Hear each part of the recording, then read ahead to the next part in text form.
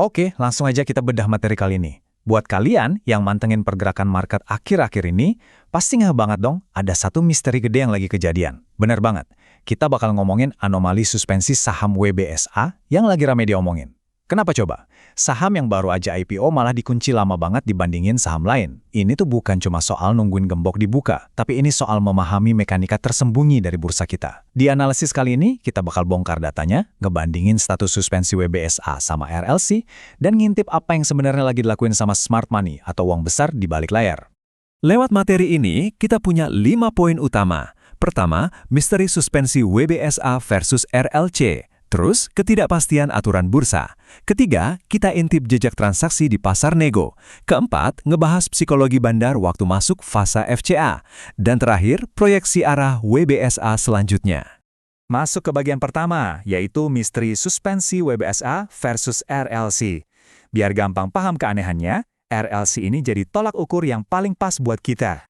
Nah, perbandingan ini nih yang bikin banyak trader garuk-garuk kepala. WBSA sama RLC itu kan IPO di level harga yang sama persis. Tapi coba perhatiin deh bedanya. RLC cuma digemok sekitar 3 harian aja tuh di bulan Desember kemarin. Sementara WBSA udah terkunci rapat dari tanggal 23 April. Kenapa dua saham yang ibaratnya kembar ini dapat perlakuan yang beda jauh? 6. Angka 6 ini bukan cuma statistik biasa ya. Ini benar-benar merepresentasikan 6 hari penuh ketidakpastian. Di market, duit nyangkut 6 hari itu rasanya udah kayak 6 tahun, benar nggak? 6 hari berturut-turut, dana investor retail ke-lock tanpa bisa ngapa-ngapain.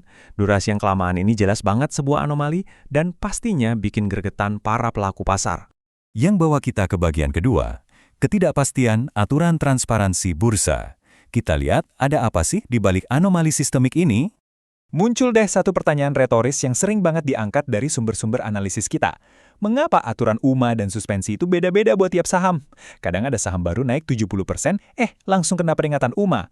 Tapi ada juga yang dibiarin meroket sampai 200% tanpa disentuh sama sekali.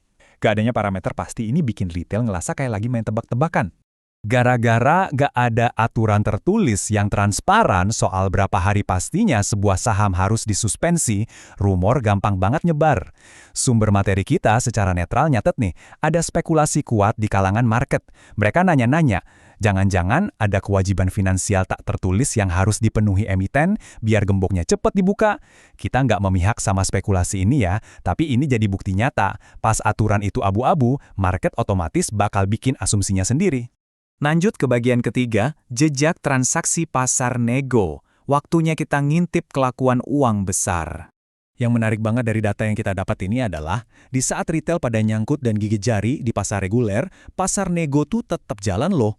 Dari catatan transaksi, broker CP, dan yang paling krusial, broker MG, itu kedetek terus ngelakuin akumulasi. Mereka nampung barang di harga 1.500. Kenapa MG ini penting banget? Karena MG itu underwater-nya. Sementara itu, broker kayak YB, HD, XA, dan YP malah sibuk jualan atau distribusi. Jejak digital kayak gini kan nggak bisa bohong. Intinya gini, sang underwriter nggak ngelakuin aksi buang barang gede-gedean. Malah sebaliknya, mereka nampung jualan pihak lain. Kalau pakai logika market nih, kalau bandar atau penjamin emisinya aja masih asyik akumulasi dan ngejaga harga, ya hold saham ini untuk sementara waktu masih relatif aman lah. Smart money kayaknya emang belum niat cabut dari permainan. Masuk ke bagian keempat, psikologi bandar saat FCA. Ini penting banget buat dipahami mekanikanya. Poin krusialnya itu ada di mekanisme full call auction atau FCA ini. Bayangin aja, kalian itu paus atau whale yang pegang jutaan lot. Kalau di pasar reguler kan enak, kelihatan antrian bid sama offernya. Nah, di FCA, semua itu disembunyiin, buta total. Kalau kalian maksa buang jutaan lot di fase ini, sistem bakal langsung neken harga sampai nyentuh batas bawah alias ARB. Terus siapa investor retail yang mau beli saham yang udah nyender di ARB? Nggak ada kan?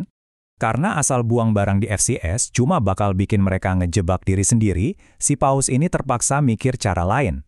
Dan manuver ini pinter banget sih sebenarnya. Daripada bikin harga hancur, underwriter biasanya bakal ngedorong harga naik selama sesi FCS. Tujuannya simple, bikin chartnya kelihatan seksi buat mancing pembeli retail masuk nanti. Mereka itu pada dasarnya ngebikin pintu keluar mereka sendiri lewat manipulasi minat pasar. Akhirnya kita masuk ke bagian kelima, proyeksi pergerakan WBSA selanjutnya. Coba kita mundur bentar dan lihat gimana pola masa lalu bisa ngasih kita petunjuk. Ngambil contoh dari RLC tadi. Waktu RLC akhirnya buka gembok dan masuk fase FCA tanggal 8 Januari, pergerakannya bener-bener gila. Awalnya dibanting parah sampai nyentuh ARB. Retail pasti banyak yang panik tuh. Tapi abis itu, karena underwriter-nya belum jualan, harganya mantul keras ke atas sampai mentok di ARA. Bener-bener roller coaster. Nah, kalau kita nerapin pola RLC ini ke WBSA, proyeksinya bilang, suspensi kemungkinan besar bakal dicabut sekitar tanggal 4 atau 5 Mei nanti. Pelajaran terpentingnya apa buat kita? Siapin mental buat volatilitas. Karena data nunjukin underwriter masih hold barang, kemungkinan kita bakal ngeliat guncangan horor di awal pas FCA dibuka. Tapi, probabilitas buat dapat pantulan tren naik setelahnya itu lumayan kuat.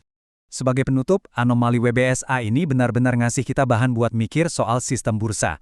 Pas aturan itu nggak tertulis jelas, pas gembok suspensi bisa 3 hari atau lewat seminggu, tanpa hitung-hitungan pasti yang dipublish, kita harus nanya, apakah aturan abu-abu ini beneran buat ngelindungin retail, atau malah ngelepas kita buat nebak-nebak dalam gelap?